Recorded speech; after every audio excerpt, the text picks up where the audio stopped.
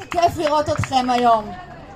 שמי מיטל פינטו, אני בפורום המרצים למשפטים למען הדמוקרטיה, ואני רוצה ממש על 3 נושאים.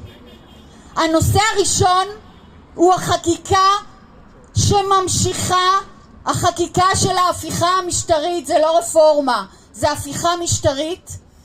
כבר ב-2025 עברו 2 חוקים זוועתיים. החוק הראשון הוא חוק רדיפת מורים, חוק שמסמיך את מנכ"ל משרד החינוך, שהוא דמות פוליטית לחלוטין, לפטר מורים ולרדוף אחריהם. בוז!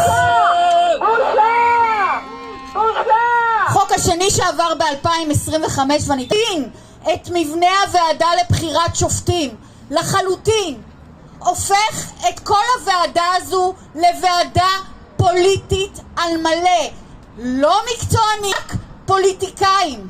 תחשבו איך ייראו השופטים אם חס וחלילה הם ימונו על ידי הוועדה הזו, כי התיקון הזה נכנס לתוקף בכנסת הבאה. אלה יהיו שופטים שכל פסיקה שלהם הם יחשבו, רגע, זה מתאים למי שמינה אותי או לא מתאים? אולי אני אשנה איזה משהו בפסק הדין. ואני רוצה לעבור ל-2026, ופה לצערי הרשימה ארוכה. לפני כמה חודשים עבר חוק תיקון בתי דין רבניים, יש לו שם כזה מאוד נעים באוזן. אז לא, התיקון הזה מאפשר לבתי הדין הרבניים סמכות לשפוט בעניינים אזרחיים. עכשיו, איך מעבירים אותו? יש שם סעיף שאומר שאנשים צריכים להסכים לשיפוט של בית הדין הרבני, וככה הם הצליחו להעביר אותו. עכשיו, מה זה להסכים? הרי בעניינים אזרחיים שאנחנו מדברים עליהם יש צד חזק ויש צד חלש, שהרבה פעמים בכלל לא קורא את הסעיף הזה, והרבה פעמים אין לו בכלל ברירה אם להסכים לסעיף הזה או לא. ואנחנו נמשיך לחוק עונש מוות למחבלים. החוק הזה לא ירתיע אף אחד, הוא גם לא ירתיע אף אחד במדינות שבהם הוא קיים, אבל אנחנו חושבים בישראל שהמצאנו את הגלגל, ולא רק שהוא לא ירתיע אף אחד, החוק הזה הוא חוק מוות למחבלים ערבים בלבד. וזו בושה גדולה מאוד. החוק הבא, או יותר נכון הפרקטיקה הבאה, היא מה שהיה בשבוע שעבר. נבחר לנו מבקר מדינה שמלא בניגוד עניינים. תבינו, נבחר איש שבקואליציה מתרצים שכן, יש לו ניגוד עניינים, אז יהיה הסכם ניגוד עניינים. תבינו שההסכם ניגוד בערך חצי מהעניינים שהוא אמור לבקר אותם בשבילנו, בשביל הציבור, חצי מהעניינים האלה יצאו החוצה כי הוא בניגוד עניינים. ואני עוד לא מדברת על הפרקטיקה של חברי כנסת מהקואליציה שרצו לסמן את הנאמנות שלהם לראש הממשלה. אז מה הם עשו? כמו ילדים בגיל 13 צילמו סלפי עם הפתק הצבעה שלהם וסימנו אני נאמן למלך, אני נאמן לשליט.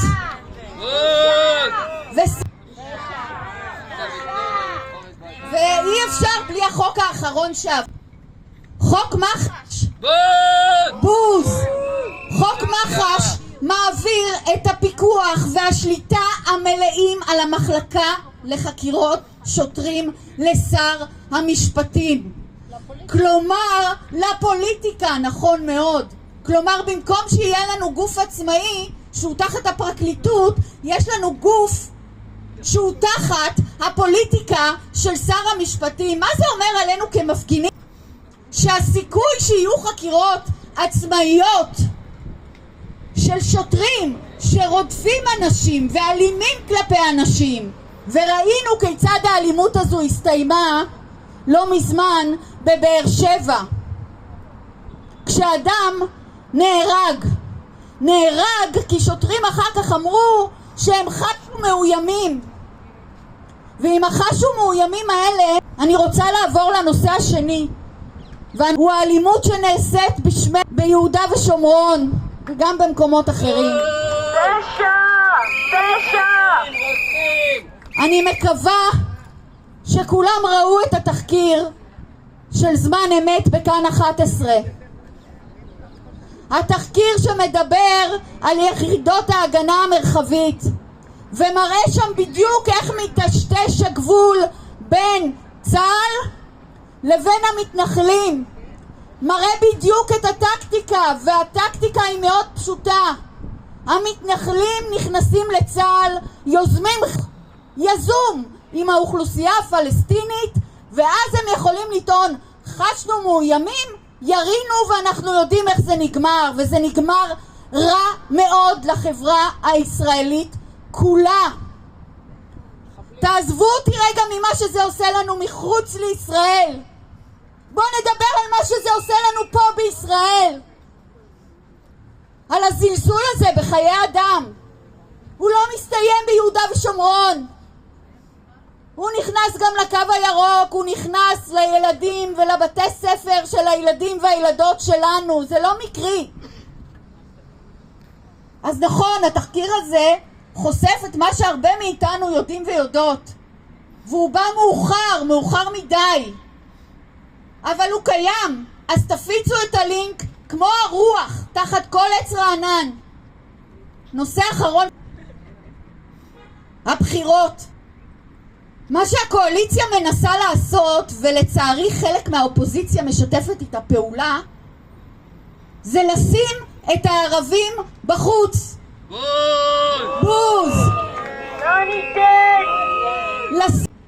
אנחנו צריכים להיות הכוח הנגדי שאומר זה הכי לגיטימי, זה הכי דמוקרטי. יותר מזה אני אגיד לכם, אני מצפה מהדמוקרטיות באופוזיציה שגם יעמידו מועמדים ערבים וערביות, כי אין דמוקרטיה בלי שיתוף ובלי שוויון.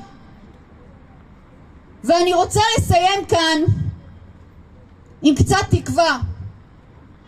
לפני 3 שבועות חברת הכנסת סון הר מלך רצה באמוק לקדם תיקון חקיקה שמאשר הפרדה באקדמיה, לא רק בתואר ראשון, את זה אנחנו כבר סובלים, גם בתארים שניים ובדוקטורט.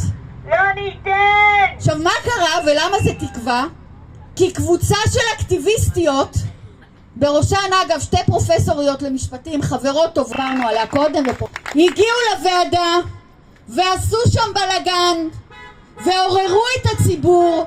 וחברים, ההצעה הזאת כרגע לפחות, היא אמנם לא נמחקה, אבל כרגע לפחות היא לא מתקדמת.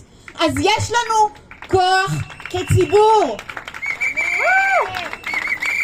ברפרנס על לוסי אהריש, אני אגיד פה לכולם, לא רק אינשאללה שכל הערבים והערביות יצביעו, אינשאללה שכולנו נצביע, שכולנו נלך לקלפי וניקח את הדוד והדודה והבדודה והחבר והחברה והשכן והשכנה ונאכל לכולם את הרס עד שאנחנו נחזור להיות מדינה שפויה, לא אופטימלית, שפויה. תודה.